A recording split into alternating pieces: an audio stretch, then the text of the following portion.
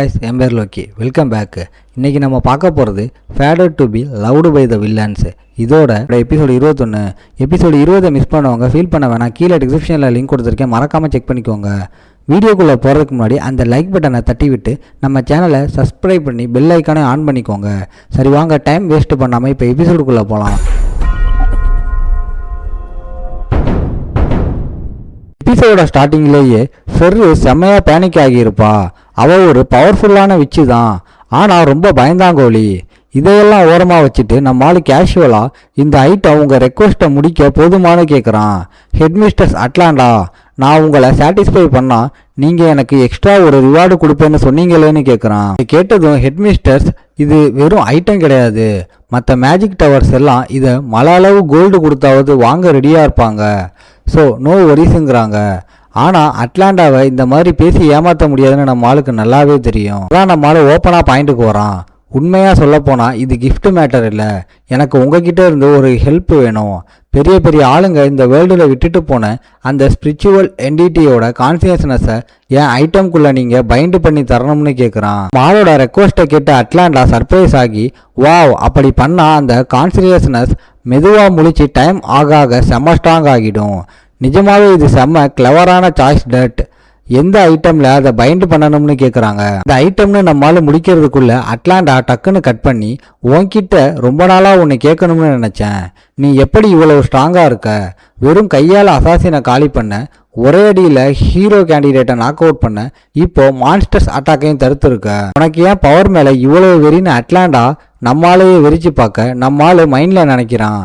இங்கே மெயின் ஸ்டோரியில் வர டூப்ளிகேட்ஸ் எல்லாம் டீமன் லார்ட்ஸுக்கு ஈக்குவலாக இருக்குது.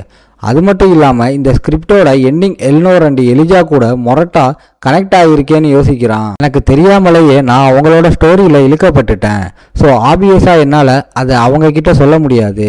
இது செம்ம தலைவலி பிடிச்ச வேலைடான்னு நம்மளால மனசுக்குள்ளே ஃபீல் பண்ணுறான். ஆன்சர் பண்ணுறதுக்கு பதிலாக நம்மளால் அந்த கொஸ்டினை அப்படியே திருப்பி கேட்குறான். நான் உங்ககிட்ட ஒன்று கேட்கணும், ஏன் எப்போவுமே என்னை இவ்வளோ நல்லா ட்ரீட் பண்ணுறீங்க?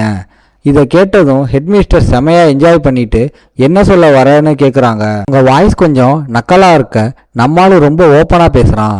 உண்மையை சொல்லப்போனால் நீங்கள் என்கிட்ட நிறைய கொஸ்டின்ஸ் கேட்கணும். நான் எப்படி இன்டர்ஸ்பேஸோட லொக்கேஷனை கண்டுபிடிச்சேன்? பழைய ஆளுங்க விட்டுட்டு போன ஸ்பிரிச்சுவல் என்டிட்டிஸ் பற்றி எனக்கு எப்படி தெரியும்? அதை நான் எப்படி புரிஞ்சுக்கிட்டேன்? என்னால் எப்படி அசான்சிஸை அடிக்க முடிஞ்சது? ஹீரோ கேண்டிடேட் எலிஜாவை எப்படி தோக்கடித்தேன்? மான்ஸ்டர்ஸை எப்படி ஸ்டாப் பண்ணேன்? என்ன மாதிரி ஒரு சாதாரண ஸ்டூடெண்ட்டால் கண்டிப்பாக இதையெல்லாம் பண்ண முடியாது. நான் வெறும் ஃபர்ஸ்ட் இயர் தான், ஆனால் ரீசண்டாக இந்த அகாடமியில் நடக்கிற எல்லாமே என்னை சுற்றி தான் நடக்கிற மாதிரி எனக்கு ஃபீல் ஆகுது. ஒருவேளை நான் ஓவராக நினைக்கிறேனோ என்னன்னு தெரியலை, ஆனால் ஒவ்வொரு கிளாஸ்லையும் ஒவ்வொரு ஆக்டிவிட்டிலையும் நீங்கள் இருக்கிறத நான் சென்ஸ் பண்ணுறேன். எனக்கு என்ன தோணுதோ அதை பண்ணு, நான் உனக்கு பின்னாடி இருந்து சப்போர்ட் பண்ணுறேன், நீ எதை பற்றியும் கவலைப்பட வேண்டாம்னு நீங்கள் சொல்கிற மாதிரி இருக்குது. அப்புறம் ஏன் எனக்கு சேலஞ்ச் பண்ணுறீங்க? அதே நேரத்தில் எனக்கு ஹெல்ப் பண்ண சான்ஸும் க்ரியேட் பண்ணுறீங்க.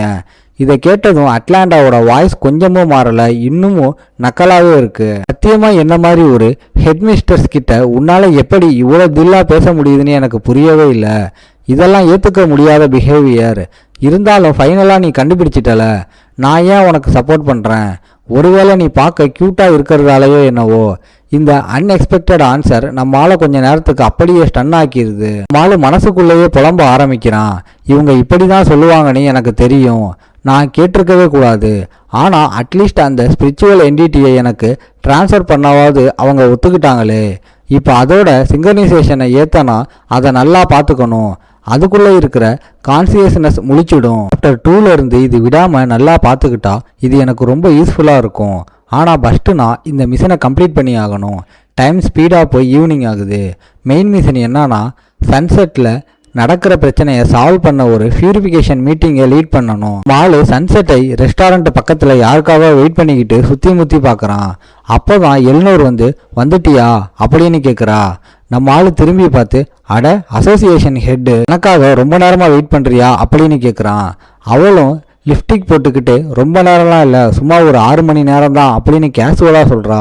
செம்ம ஸ்டைலாக ஹேர் ஸ்டைல் எல்லாம் மாற்றி அந்த ரெட் கலர் ட்ரெஸ்ஸில் அவளை பார்க்கவே சும்மா வெறித்தனமாக இருக்கா. நம்ம ஆள் அவளை பார்த்து அப்படியே ஷாக் ஆகி நிற்கிறான். மனசுக்குள்ளே என்னது 6 மணி நேரமா அப்படின்னு நினச்சி செம்ம ஃபீல் ஆகுறான். சாயங்காலமே அவள் இங்கே வந்துட்டா போல. நம்மளும் ஒரு மாதிரி வெக்கப்படுறத பார்த்துட்டு எல்னோர் அவளோட முடியை கோதி விட்டுக்கிட்டு, ஆமாம் ஃபுல் மூன் வர்றது ரொம்ப ரேரு, அதான் எல்லாத்தையும் பக்காவா பிளான் பண்ணலாம்னு வந்தேன் அப்படின்னு சொல்றா. கேம்பஸை தாண்டி நீ வெளியே வர்றது இதுதான் ஃபர்ஸ்ட் டைம்ல அப்படின்னு அவ கேட்குறா. நம்மளும் ஆமான்னு தலையாட்டுறான். ஆனா வெக்கத்துல அவ கண்ணை பார்க்கவே தயங்குறான். இதை பார்த்து அவளுக்கு செம ஜாலியாகி, ஏன் என் கண்ணை பார்க்க மாட்டேங்கிற அப்படின்னு கிண்டல் பண்றான். ஒரு பொண்ணோட ஃபர்ஸ்ட் டைம் நம்மளால வெளியில வரான். இதை டேட்டிங்னு கூட சொல்லலாம். அதான் நம்ம ஆளு செம்மையா வைக்கப்படுறான். உடனே எல்னோர் நம்ம ஆளு கையை பிடிச்சி இழுத்துக்கிட்டு, வா வா நம்ம போக வேண்டிய இடம் நிறைய இருக்கு, கூட்டமும் அதிகமா இருக்கும் அப்படின்னு கூட்டிட்டு போறான். 2 பேரும் அந்த சன்செட் ரெஸ்டாரண்ட்டுக்கு வராங்க. ஆனா அங்க பார்த்தா செம்ம கூட்டம் வெயிட் பண்ணிக்கிட்டு இருக்கு. ஏப்பா தள்ளாதீங்கப்பா அப்படின்னு ஒருத்தன் கத்துறான். இதை பார்த்து நம்மால் இவ்வளவு கூட்டமா இருக்கே, நமக்கு உள்ள போக சான்ஸ் கிடைக்குமா அப்படின்னு யோசிக்கிறான். அப்போதான் தாலியன் அங்கே ஒரு ஸ்டாஃப் மாதிரி ட்ரெஸ் போட்டுட்டு, நம்பர் 27 லாஸ்ட் கால், வரல நான் கேன்சல் பண்ணிடுவேன், ஓகே நெக்ஸ்ட் நம்பர் 28 அப்படின்னு கத்துறான். இதை கேட்டது நம்ம ஆளுக்கு செம சர்ப்ரைஸ்.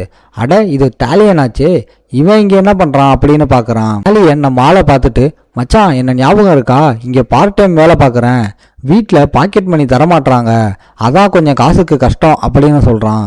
அப்புறம் எல்னோரை பார்த்துட்டு, மேடம் நீங்களும் இங்கே இருக்கீங்களா அப்படின்னு கேட்டுட்டு கொஞ்சம் தயங்குறான். மச்சான் நீ இவங்களோட என்ன பண்ணுற, 2 பேருக்கு என்ன சீன், ஒருவேளை டேட்டிங்கா அப்படின்னு கேட்குறான்.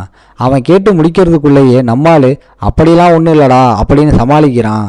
மற்றவங்களுக்கு பார்க்க இது டேட்டிங் மாதிரி தான் தெரியும்னு நம்மளுக்கு புரியுது. எல்னோருக்கு தாலியனை பற்றி பெருசாக தெரியாது.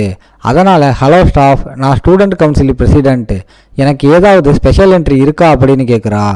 அவனும் கண்டிப்பா மேடம் அப்படின்னு சிரிக்கிறான். அப்போதான் நம்ம ஆளு தாலியன் கழுத்தில் இருக்கிற ஒரு செயினை பார்த்துட்டு, டேய் என்னடா கழுத்தில் ஏதோ நெக்லஸ் போட்டிருக்க அப்படின்னு ஷாக் ஆகி கேட்குறான். அவன் கொஞ்சம் சர்ப்ரைஸ் ஆகி அந்த டாலரை காட்டி, இது அந்த விஸ்கவுண்ட் ரிவர் பேக் நடத்துகிற பியூரிஃபிகேஷன் கில்டு கொடுத்ததுடா அப்படின்னு சொல்கிறான். அப்போ நம்மால் கண்ணு முன்னாடி ஒரு நோட்டிஃபிகேஷன் வருது. தாலியன் மேலே ஏதோ கண்ட்ரோல் பண்ணுற மேஜிக் ஸ்கில் ஆக்டிவேட் ஆயிருக்குன்னு காட்டுது. பிரச்சனை என்னன்னு நம்ம ஆளுக்கு உடனே புரிஞ்சிருது. டே அதை உடனே கலட்டி வை, மற்ற ஸ்டாஃபையும் போட வேணாம்னு சொல்லு அப்படின்னு செம்ம சீரியஸாக சொல்கிறான். நம்ம ஆளு வாய்ஸ் கேட்டதும் ஏன்னு புரியலனாலும் தாலியன் உடனே சரிடா மச்சான் அப்படின்னு தலையாட்டுறான். அங்கே இருக்கிற எல்லா ஸ்டாஃப் மேலேயும் கண்ட்ரோல் மேஜிக் போட்டிருக்கிறத பார்த்து நம்ம ஆளுக்கு செம பீதி ஆகுது. எலிஜா கூட பழக்கத்தை அதிகமாக்குனதுனால கதையோட மெயின் சீன் அப்படியே மாறிடுச்சு.